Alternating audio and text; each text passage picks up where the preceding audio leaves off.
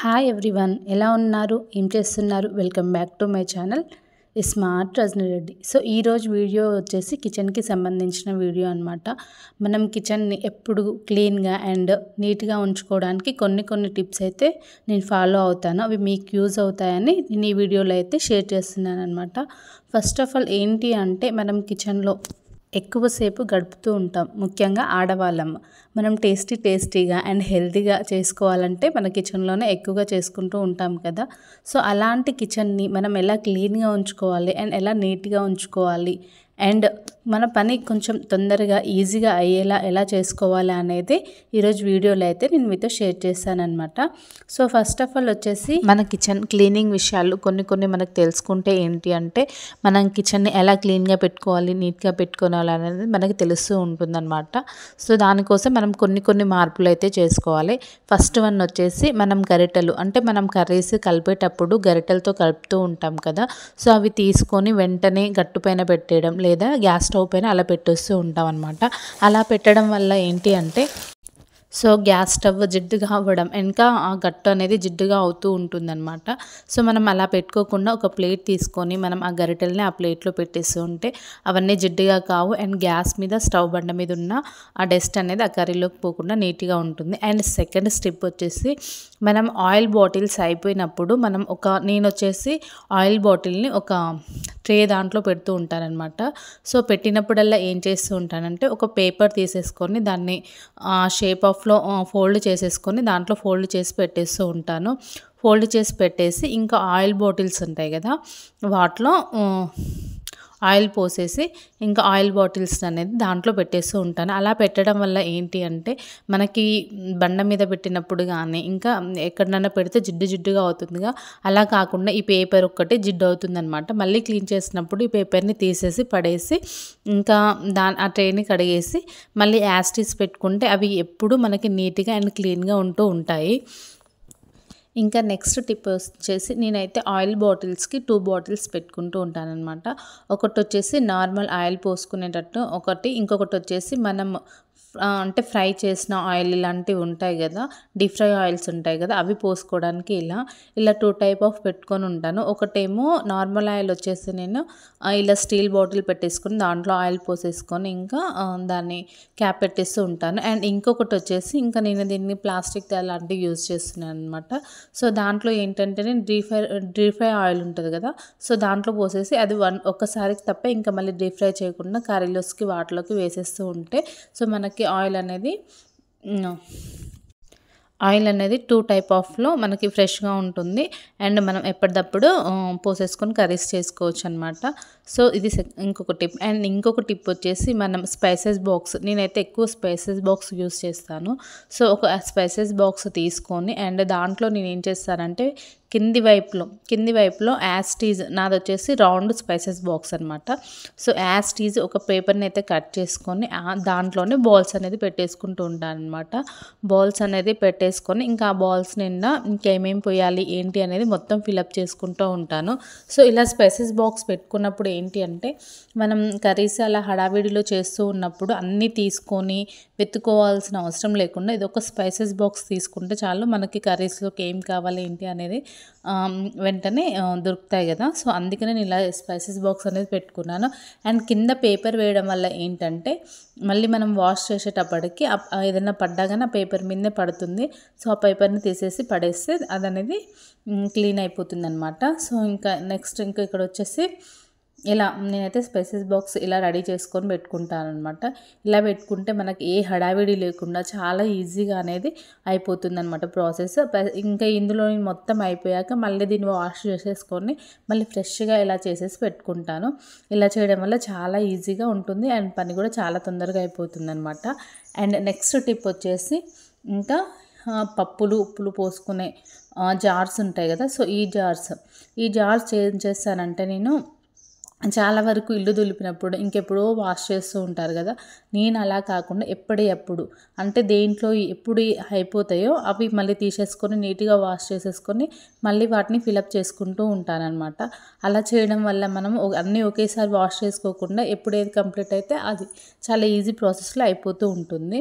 So ఇక్కడ so అన్నిటినీ ఇలా ఫిలప్ చేసేసుకొని అండ్ నీట్గా ఇలా అయితే సర్దేసుకుంటూ ఉంటానన్నమాట.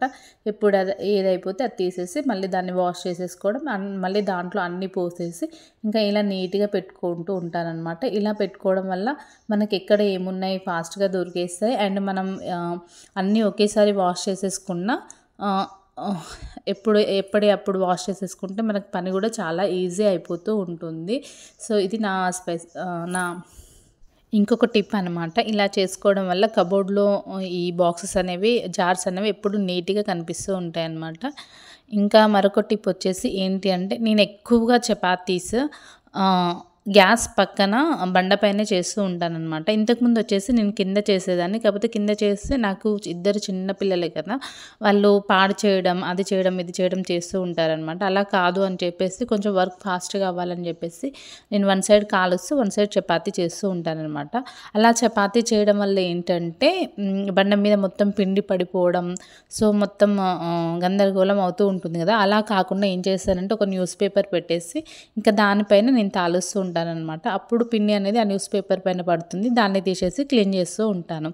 సో నా ఇంకొక టిప్ ఇది. అండ్ ఈ మరొక టిప్ వచ్చేసి ఏంటి అంటే, నేను వచ్చేసి ఆనియన్స్ ఇవి కబోర్డ్లో పెడుతుంటే అవి పాడైపోతూ ఉన్నాయన్నమాట. సో అలా కాదు అని చెప్పేసి నేను ఒక ట్రే లాంటివి తీసుకొని దాంట్లో నీట్గా న్యూస్ పేపర్ వేసేసి పై దాంట్లో వచ్చేసి ఆనియన్స్ అండ్ ఇంకా సెకండ్ దాంట్లో వచ్చేసి ఎల్లిపాయలు, ఇంకా కొన్ని వెజిటేబుల్స్ అవి వేస్తూ ఉంటాను. ఇంకా ఆ కింద వచ్చేసి మేము డైలీ హనీ వాటర్ తాగుతూ ఉంటాం కాబట్టి హనీ బాటిల్, ఇంకా యాపిల్ సైడర్ వెనిగర్ అలా పెడుతూ ఉంటానన్నమాట.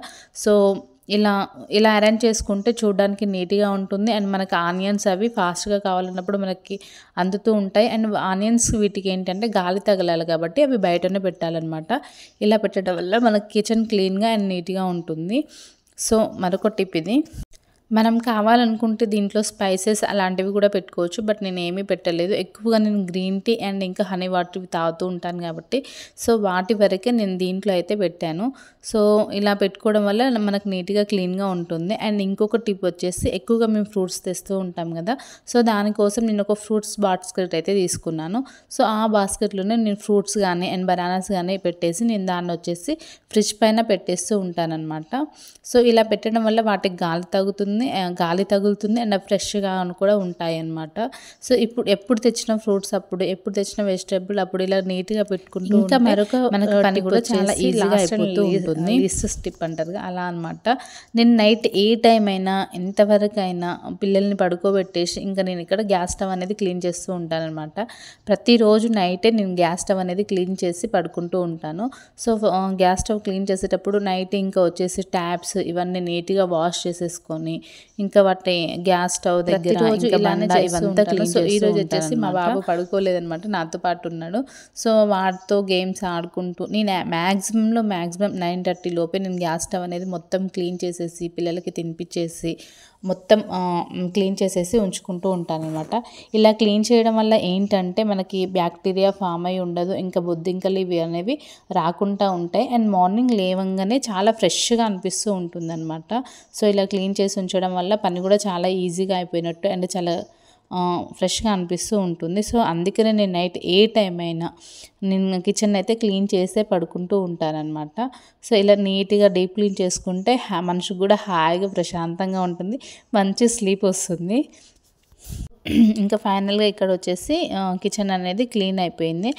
అండ్ నెక్స్ట్ వచ్చేసి ఇంకా ఇక్కడ కొంచెం వేడి వాటర్ పెట్టేశాను కదా, ఇవి ఎందుకు అంటే నేను కిచెన్లోకి 3 నాప్కిన్స్ యూజ్ చేస్తాను. ఫస్ట్ ఆఫ్ ఆల్ ఒకటి వచ్చేసి హ్యాండ్స్ అవి తుడుచుకోవడానికి, ఇంకొకటి వచ్చేసి గ్యాస్ దగ్గర యూజ్ చేయడానికి, ఇంకొకటి వచ్చేసి ఫ్రిడ్జ్ దగ్గర యూజ్ చేస్తూ ఉంటానన్నమాట. సో వీటన్నిటిని ఏం చేస్తానంటే కొన్ని వేడి వాటర్ పెట్టేసి ఇంకా దాంట్లో ఒక 5 minutes అలా నానబెడుతూ ఉంటానన్నమాట. అలా నానబెట్టడం వల్ల దానికి ఉన్న జిడ్డు అదంతా పోతూ ఉంటుందన్నమాట వేడి వాటర్లో. సో అందుకని ఒక 5 minutes అలా నానబెట్టేసి ఇంకా దాన్ని ఏం చేస్తాను పక్కన పెట్టేస్తాను. ఆ పక్కన పెట్టేసిన తర్వాతకి దాన్ని తీసి ఇంకా నేను ఇలా ఒక సపరేట్గా ఒక సబ్బు అనేది తీసేసి సర్ఫ్ ఎక్సెల్ సబ్బు అనేది తీసేసి ఇంకా దాన్ని బాగా వాష్ చేసుకుంటూ ఉంటానన్నమాట. సో ఎప్పుడు నాప్కిన్స్ అప్పుడు క్లీన్ చేసుకుంటే ఏంటంటే దాంట్లో బ్యాక్టీరియా అలాంటివి ఏమీ లేకుండా అండ్ అది నీట్గా అయిపోతుంది. యాక్చువల్గా డెటాల్ ఉంటే ఇంకా ఆ తర్వాతకి డెటాల్లో కూడా తీసి వేసేదాన్ని అనమాట. దాన్ని అలా చేయడం వల్ల అది ఎప్పుడు నీట్గా అండ్ క్లీన్గా ఉంటూ ఉంటుంది. సో న్యాప్కిన్స్ కూడా వెంటనే వాష్ చేసుకుంటే దాంట్లో బ్యాక్టీరియా ఏం ఫామ్ కాకుండా అవి నీట్గా ఉంటాయి అన్నమాట. సో ఇలా న్యాప్కిన్స్ అన్నిటిని వాష్ చేసేసుకొని ఇంకా వాటిని బయట ఆరబెట్టేస్తూ ఉంటానన్నమాట. సో ఇలా చిన్న టిప్స్ అనేవి నేను ఫాలో అవుతూ ఉంటాను కిచెన్కి సంబంధించి. ఇలా చేయడం వల్ల మన కిచెన్ ఎప్పుడు క్లీన్గా అండ్ నీట్గా ఉంటూ ఉంటుంది. సో ఈరోజు వీడియో అయితే ఇది. అండ్ నా వీడియో కనుక మీకు నచ్చినట్లయితే ప్లీజ్ లైక్ చేయండి, షేర్ చేయండి, సబ్స్క్రైబ్ చేయండి. పక్కనే బెల్ ఐకాన్ ఉంటుంది, దాన్ని క్లిక్ చేసి దాంట్లో ఆల్ అనే ఆప్షన్ నొక్కితే నా ప్రతి నోటిఫికేషన్స్ మీ వరకు వస్తాయి. అండ్ నేను కిచెన్ అయితే ఇలా నీట్గా అండ్ క్లీన్గా ఉంచుకుంటూ ఉంటానన్నమాట. సో మరో మంచి వీడియోతో మళ్ళీ కలుస్తాను. అంతవరకు బాయ్.